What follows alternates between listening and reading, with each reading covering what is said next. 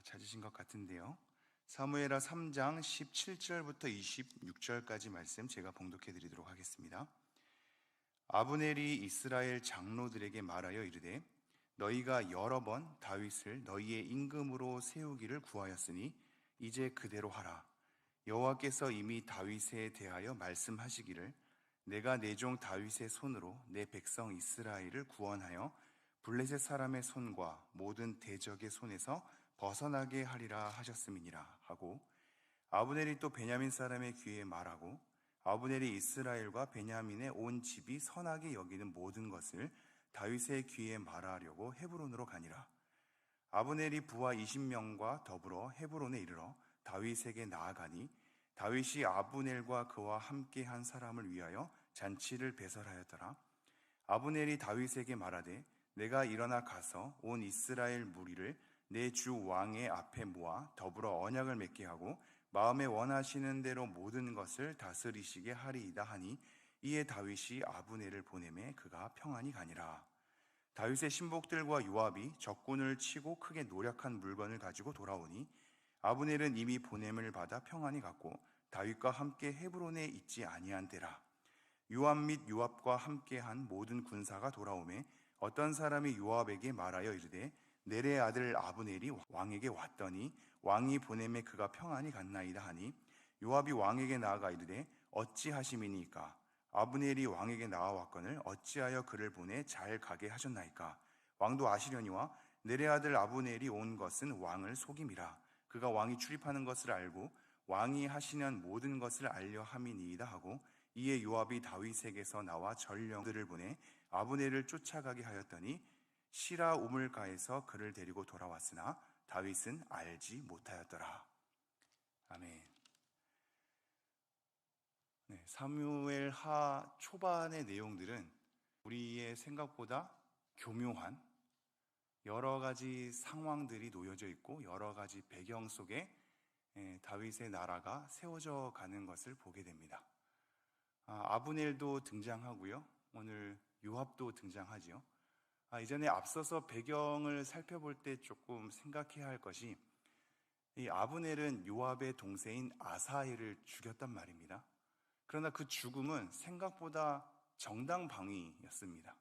왜냐하면 쫓아오지 말라고 했음에도 불구하고 아사헬이 쫓아갔거든요. 그래서 나중에 아브넬은 아사헬을 죽이게 된단 말입니다. 요압은 자기 동생을 죽였으니 분노에 가득했겠지요. 그래서 나중에 요압이 분노로서 등장하는 건 아브넬에 대한 복수심이 있었기 때문입니다. 그럼 다시 한번 아브넬로 돌아가 볼까요? 아브넬의 배경은 어떠냐면, 이미 다윗이 왕으로 등극했음에도 불구하고 사울의 아들을 왕으로 삼아서 북쪽에서 군림하는 장군이었습니다. 그러나 이 아브넬은 나중에 사울의 아들인 이스보셋이 자기의 죄를 지적하고 나니까 변심을 한단 말이죠. 그래서 모든 사람들을 설득하여서 다윗에게로 이끌어가서 조약을 맺게 됩니다. 이제 평화의 협정을 맺는 거죠. 그리고 다윗의 왕이 세워져 가기를 바라는 마음으로 변심이 된단 말입니다. 나중에 그렇게 다윗을 만나게 되나, 요압이 다윗 모르게 쫓아가서 아브넬을 데리고 오고 죽이는 것이 오늘의 내용입니다. 그럼 한번 잘 생각해 보시죠. 도대체 이 말씀이 왜 이곳에서 이렇게 세밀하게 끼어 있어야만 하는가? 아브넬의 죽은 인생을, 그리고 요압의 분노를 우리는 왜 이곳에서 마주해야 하는가? 이것이 우리가 조금 필요한 지점이란 말이죠. 사실상 오늘 본문을 통하여서 말씀을 끄집어내는 것은 쉽지 않죠. 그냥 아브넬의 죽음이고 협상이고 요압이 다윗 모르게 아브넬을 죽이게 되는 거고 하는 이 모든 배경이란 말이죠. 도대체 이 말씀이 왜 끼어 있으며 이 말씀을 통해서 우리는 어떠한 뜻을 상고해야 하는가를 좀 생각을 해봐야 합니다. 우선 단지 교훈적인 의미만을 던져주지 않습니다. 아브넬의 임무를 생각하면서 우리는 아브넬처럼 이렇게 변심을 하지 말아야겠다. 아니면 아브넬이 다윗에게 나름대로 계약을 잘 맺은 것 같은데 이 허망한 죽음이 무엇인가? 아니면 요압의 분노를 생각하면서 자기 동생 죽인 것에 대해서 너무 분노를 가지고 있어서 다윗이 화평하게 왕으로 등극할 수 있는 이 순간을 위기의 순간으로 만드는 어리석음을 범하지 아니하였는가? 나는 요압처럼 분노를 가지고 있어서 이를 어그러뜨리는 적은 없는가? 이런 많은 것을 다 묵상할 수 있겠죠. 이런 교훈적이고 윤리적인 의미를 얼마든지 끄집어낼 수 있을 겁니다. 그러나 그것은 사실 우리에게 그러한 분노를 가지지 말라, 아브넬처럼 그렇게 변심하지 말라라는 것을 도출하기 위해 써있는 본문은 아닐 것입니다. 그렇다면 왜 이런 본문이 적혀져야 하는가? 한번 3장 1절로 가볼까요? 3장 1절 제가 읽겠습니다. 사울의 집과 다윗의 집 사이에 전쟁이 오래매 다윗은 점점 강하여 가고 사울의 집은 점점 약하여 가니라. 다윗의 집은 점점 강하여져 가고 사울의 집은 점점 약하여져 갑니다. 지금 이것을 드러내기 위함입니다. 아무리 사울의 후손이 남아있다 한들 하나님께서 정하신 왕은 다윗이고 다윗의 집을 견고히 지키겠다는 약속이 줄곧 흘러져 왔단 말이죠. 그 약속이 어떻게 이루어져 가고 있는지 수많은 돌출 행동을 하는 영향력 있는 장군들의 뒷모르는 배경이 있음에도 불구하고 하나님께서는 그들의 모든 것을 통하여서라도 다윗의 집을 견고히 강하게 세워가시는 하나님의 뜻을 보게 되는 겁니다. 이것을 우리에게 일러주는 것에 대한 1차적인 목적이 있습니다. 사건에 세세하게 들어가면 어떤 이들의 기막힌 선택, 어떤 이들의 우리가 알지 못하는 전략, 교묘한 타협, 그 속에서 수많은 사람들이 분노를 안고 이를 어그러뜨리는 것, 이런 모든 일상이 우리에게 놓여 있죠. 우리의 삶은 생각보다 우리가 예측할 수 없는 돌출 행동이 많고 나는 그러한 뜻으로 한 게 아니나 상대방이 오해하기도 하고 내가 모르는 사이에 교묘한 전략이 내 뒷배경 가운데 놓여 있기도 한단 말입니다. 우리의 삶은 생각보다 복잡하죠. 우리의 의지대로만 될 수도 없고 우리가 선택한 대로만 순탄하게 흘러가지도 않습니다. 다윗의 삶을 한번 잘 보실까요? 다윗이 지금 왕으로서 등극하는 이 장면이 사실상 조금 더 어려서 기름 부음을 받은 후에 다시 왕으로 등극하기까지의 세월이 15년 정도 흐릅니다.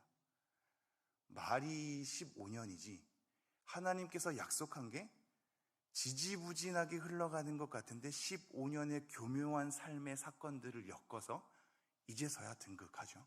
그런데 이제서야 등극하는 것도 단숨에 모든 것이 처리되지 않습니다.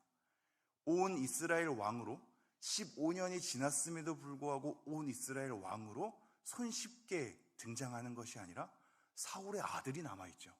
아브넬이라는 강력한 장군이 남아있단 말입니다. 그래서 남유다의 한쪽만의 왕이 될 수밖에 없는 하나님의 약속은 어디 갔으며 15년 동안의 도망자 신세 가운데 내가 사울을 기름 부음 받은 자기 때문에 죽이지도 않고 하나님의 뜻에 맡겼더니 하나님의 뜻은 생각보다 손쉽게 처리되지 않고 내 생각보다 간단하게 나를 왕으로 만들지도 않으며 15년의 여러 세월 동안 여러 사건을 거쳐서 나를 드디어 남유다의 한쪽의 왕이 되게 하는 것으로 등장을 시킨단 말입니다. 그리고 나서 점차 여러 사건을 겪어서 이스라엘 왕으로 등극하게 하죠. 하나님께서 어떠한 일을 정하셨다는 것, 어떠한 사람을 세우기 위해 뜻과 계획을 품었다는 것은 우리 생각보다 간단하고 손쉽게 펼쳐지는 것은 아닌 것 같습니다. 다양한 사건을 겪게 하고 우리가 알지 못하는 가운데 펼쳐지는 또 다른 내용들이 있습니다. 아브넬의 협상의 배경에는 이스보셋을 배신하는 감정이 서려 있단 말이죠. 그런데 아브넬이 어떤 고백을 하냐면 이것이 의미가 있습니다. 3장 9절 10절을 한번 제가 읽어보죠. 3장 9절 10절 여호와께서 다윗에게 맹세하신 대로 내가 이루게 하지 아니하면 하나님이 아브넬에게 벌 위에 벌을 내리심이 마땅하니라. 그 맹세는 곧 이 나라를 사울의 집에서 다윗에게 옮겨서 그의 왕위를 단에서 브엘세바까지 이스라엘과 유다에 세우리라 하신 것이니라 하매. 지금 아브넬이 고백하는 거거든요. 아브넬의 입에서 뭐가 나오고 있냐면 하나님께서 다윗에게 약속하신 맹세가 등장합니다. 오히려 다윗이 따져야 마땅한데 하나님 온 이스라엘의 왕으로 하나님께서 세운다고 하시지 않았습니까? 우리의 집을 견고하게 하신다고 말씀하시지 않았습니까? 그런데도 불구하고 15년이 지났는데 아직까지 이루어지지 않습니다. 라는 이 원망과 한이 서려 있는 것을 다윗이 얘기해야 마땅한데 굉장히 신비롭게도 아브넬의 입에서 나옵니다. 그 배경이 어찌됐든 지금 아브넬은 하나님께서 다윗에게 약속한 맹세를 가지고 자기의 뜻을 교묘히 펼치게 되죠. 그렇게 모든 사람들을 설득하고 사람들을 다 데리고 오면서 자기가 20명의 부하들과 함께 등장한단 말입니다. 이러한 아브넬의 전략이 얼마나 철두철미한지 17절 말씀을 한번 보죠. 아브넬이 이스라엘 장로들에게 말하여 이르되 너희가 여러 번 다윗을 너희의 임금으로 세우기를 구하였으니, 예전부터 이미 이스라엘 이 북쪽에 있는 장로들도 다윗이 다스렸으면 좋겠다라는 뜻이 있었던 겁니다. 그러나 힘으로써 그것을 누렸죠. 사울의 아들을 모시고 있는 아브넬이 모든 권력으로 그것을 통제했단 말입니다. 그러나 이제는 그것을 떠올려서 왕으로 세우기 위해 그들을 설득시킵니다. 18절, 이제 그대로 하라. 여호와께서 이미 다윗에게 대하여 말씀하시기를 내가 내 종 다윗의 손으로 내 백성 이스라엘을 구원하여 블레셋 사람의 손과 모든 대적의 손에서 벗어나게 하리라 하셨습니다 하고 다시 한번 장로들에게 하나님의 말씀을 빗대어서 설득하죠.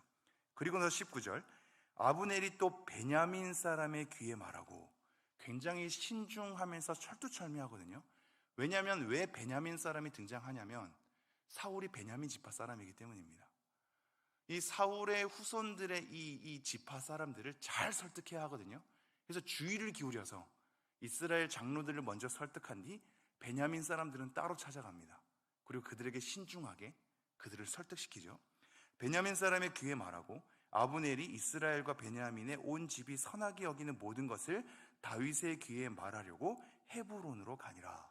모든 것을 설득한 다음에 그들의 동의를 얻고 최종적인 판결로 다윗의 허락만 받으면 되는 것으로 다 준비했던 사람입니다.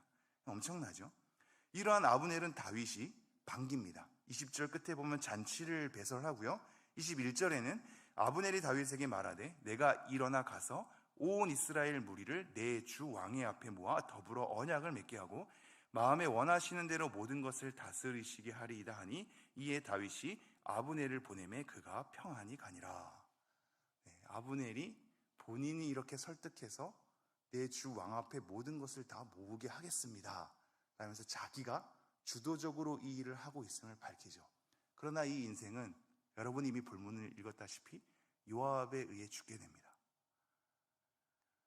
요압에 의해 죽게 된 이 사건도 독특한 것이요, 자기 동생을 죽인 것에 대한 분노의 감정으로 다윗을 다그치기도 하거든요.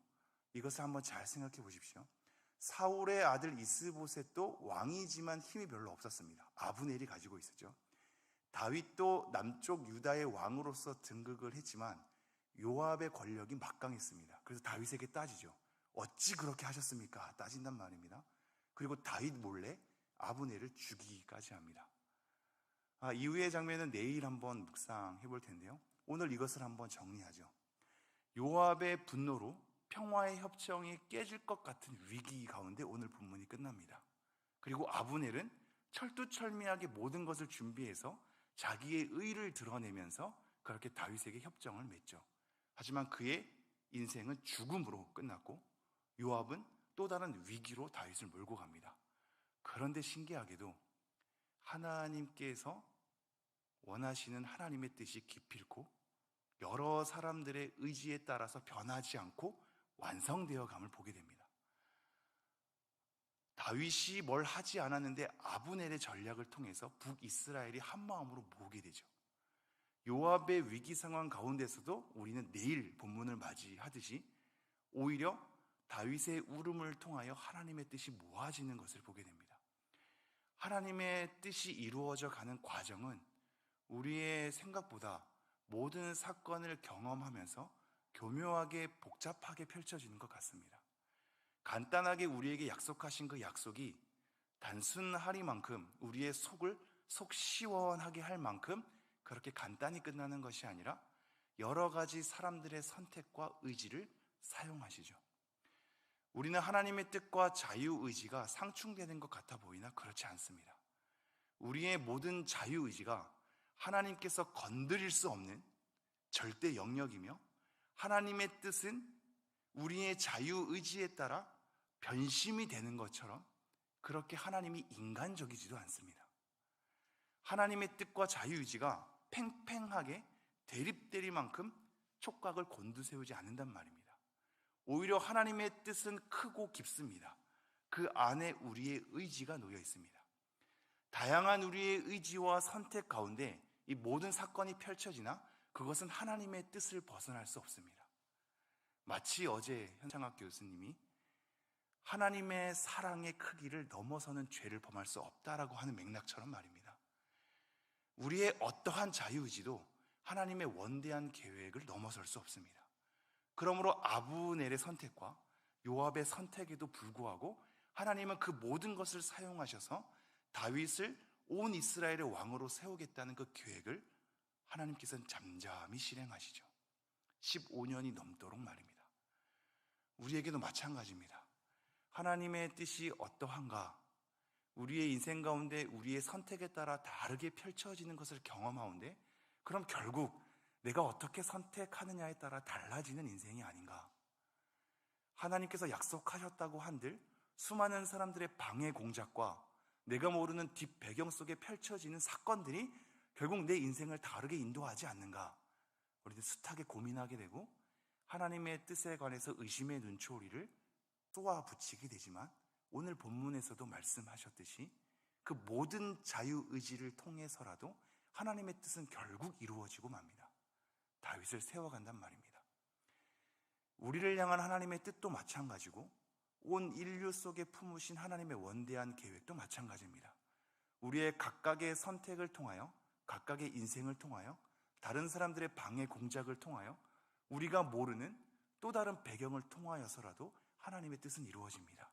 그렇게 하나님은 오늘도 신실하게 서 계시며 우리의 모든 인생을 통찰하시고 우리의 모든 기도를 들으시고 우리의 모든 선택을 존중하시되 그 모든 것을 이용하셔라도 하나님의 뜻을 이루어 가시고 마는 분이십니다. 이러한 하나님을 신뢰하며 나아갔으면 좋겠습니다. 내 모든 것이 하나님의 뜻 안에 있다라는 신뢰함 속에서 우리의 인생을 하나님의 신실하심에 따라 꾸려가는 우리 모두가 되기를 간절히 소망합니다. 기도하겠습니다. 하나님, 오늘도 하나님의 뜻이 견고하게 서 있음을, 우리의 모든 인생을 다시 한번 총괄하셔서 하나님의 뜻을 이루고야 맘을 확인하게 하시니 감사합니다. 그러기에 하나님을 높일 수밖에 없으며 하나님을 신뢰할 수밖에 없으며 하나님을 의지할 수밖에 없나이다. 우리의 자녀들의 인생, 우리 각각의 알지 못하는 내일의 인생, 그 모든 것을 하나님의 뜻에 맡기며 우리의 할 일을 헤쳐나갈 수밖에 없나이다. 하나님, 오늘도 우리를 불쌍히 여겨주셔서 오늘 하루의 일생을 잘 감당하게 하시고 우리의 모든 선택과 모든 의지 가운데 열심으로 살아내게 하여 주사, 그 모든 것이 하나님의 뜻 가운데 놓여 있음을 신뢰하며 하나님을 찬양할 수 있는 인생들이 될 수 있도록 은혜를 허락하여 주시옵소서. 이 모든 말씀 우리 주 예수 그리스도 이름으로 기도합니다. 아멘.